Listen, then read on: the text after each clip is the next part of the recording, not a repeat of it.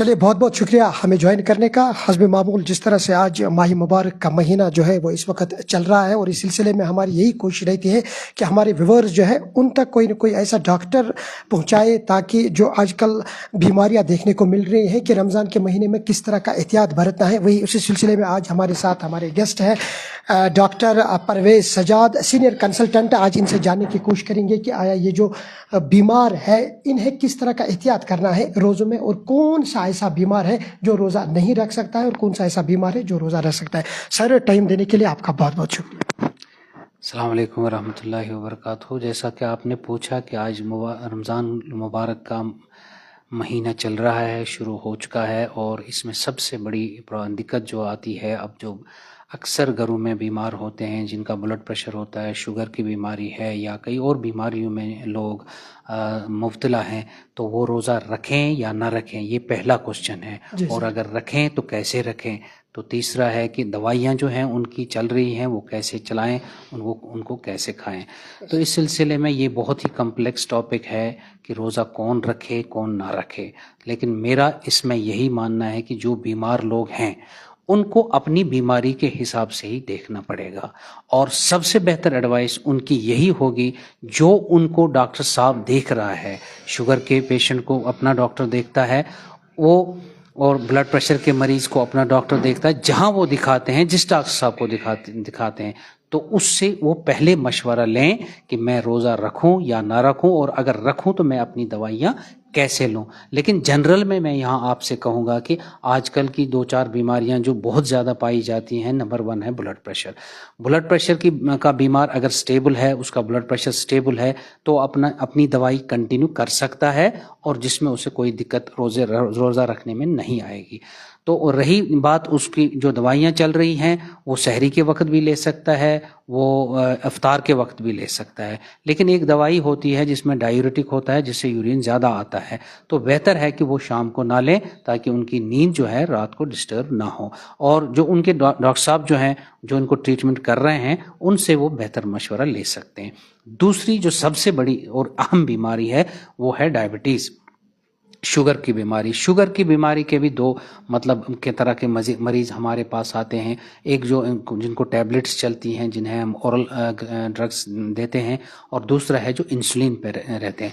Oral drugs जो लेते हैं उनका रोज़ा रखना तो कदरे आसान ही है, लेकिन जो इंसुलिन वाले हैं उनमें 2 कैटेगरीज हैं।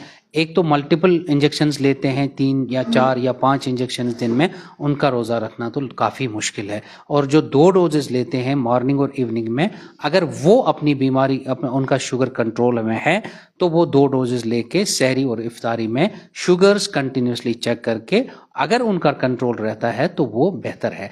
लेकिन इसमें सबसे बड़ी चीज़ है कि इसमें डिहाइड्रेशन नहीं होनी चाहिए।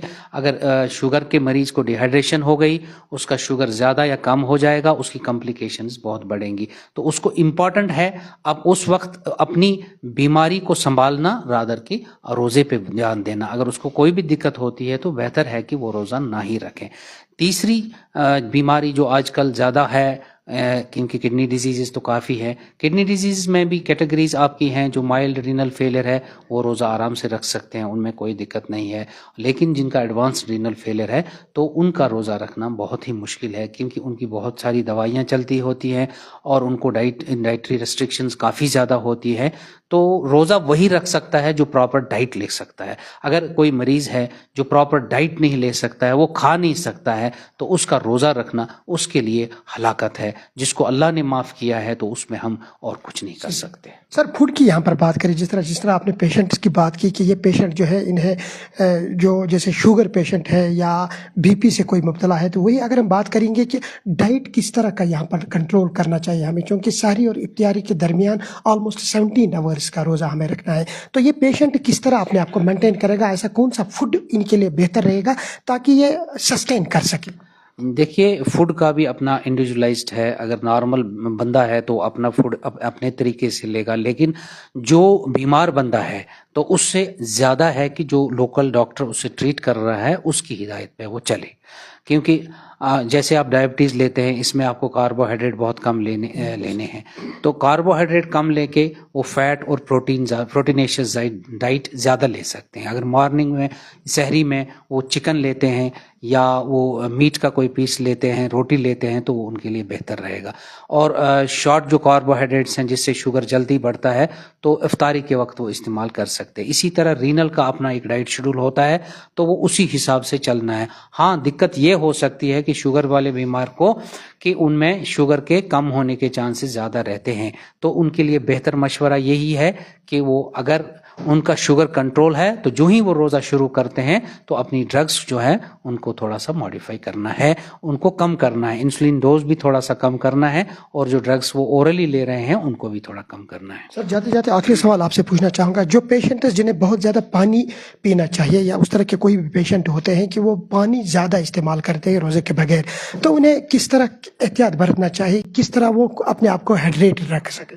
देखिए, हाइड्रेट करना तो पानी से ही होता है, लेकिन कुछ फूड्स हैं जिनकी वजह से प्यास ज़्यादा लगती है और पानी पीना पड़ता है, तो उनको अवॉइड करना है। जैसे स्पाइसी फूड्स है, जैसे ज़्यादा कार्बोहाइड्रेट जिनमें होता है, तेल वाले ज़्यादा हैं जिनसे पानी बहुत ज़्यादा पीना पड़ता है, तो उस सिलसिले में वो बेहतर है कि वो फूड्स इस्तेमाल करें जिनसे उनकी प्यास बुझेगी ना कि लगेगी।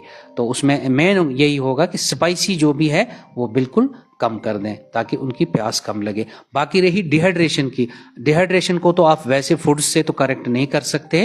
अगर डिहाइड्रेशन होती है, किसी भी तरीके की डिहाइड्रेशन होती है, तो उसमें रोज़ा रखना ज़रूरी नहीं। सर, अक्सर पेशेंट ये कहते हैं कि क्योंकि अक्सर लोग ये भी जानना चाहते हैं, जैसे आपने भी कहा कि रोज़े से पहले जिस आपने इफ्तार करना होगा, सर क्या उस टाइम एज यूजुअल पानी पी सकता है इंसान, या सहरी के पहले भी पानी कितना ले सकता है? पानी एज यूजुअल ले सकता है, लेकिन आप अगर ज़्यादा लेंगे, आप इस सोच से लेंगे कि फिर मुझे दिन में प्यास नहीं लगेगी, ऐसा बिल्कुल गलत सोच रहे हैं। वो नहीं है, एक शेड्यूल होता है। आप ज़्यादा लेंगे तो ज़्यादा यूरिन आएगा, तो वो जिस्म में ज़्यादा देर नहीं रहेगा। और ये कॉन्सेप्ट मेरे ख्याल में ठीक नहीं है कि आप, हाँ, सहरी और इफ्तारी के दरमियान आप बहुत पानी पी सकते हैं, लेकिन उसका असर दिन में फिर रहना वो नहीं हो सकता है। वो आपको हाइड्रेट करेगा, आपकी डिहाइड्रेशन जो दिन में हुई है उसको करेक्ट करेगा, लेकिन दिन में उस पर उतना असर नहीं होगा। बहुत बहुत शुक्रिया टाइम देने का। तो ये